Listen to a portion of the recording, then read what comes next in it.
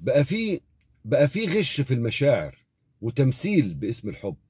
اللي بيحب بجد ما بيعرفش يوجع ولا بيعرف يكذب، ما يعرفش يسيبك وانت محتاج له. في ناس بتقولها عشان توصل لحاجة هي عايزاها. في ناس بتنبهر بشخصية قدامها في الأول أو ويرسم ويخطط إنه هيوصل لحاجات، وإنه بيرسم الأمل لحاجات،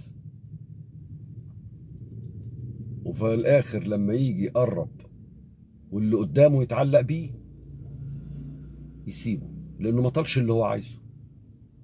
ما طالش، يبقى ما كانش حب، كان خداع، كان غش. خلي بالكم، اللي بيتبني على وهم بينقضي. والشخصيات اللي زي دي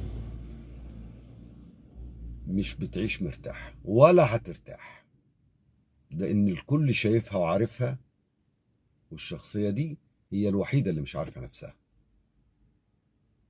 اوعوا تجروا وراها من اسم الحب. حب امك، حب ابوك، حب اخوك، حب ولادك، لكن اوعى تقتنع في يوم ان في حاجة اسمها حب في الزمن ده.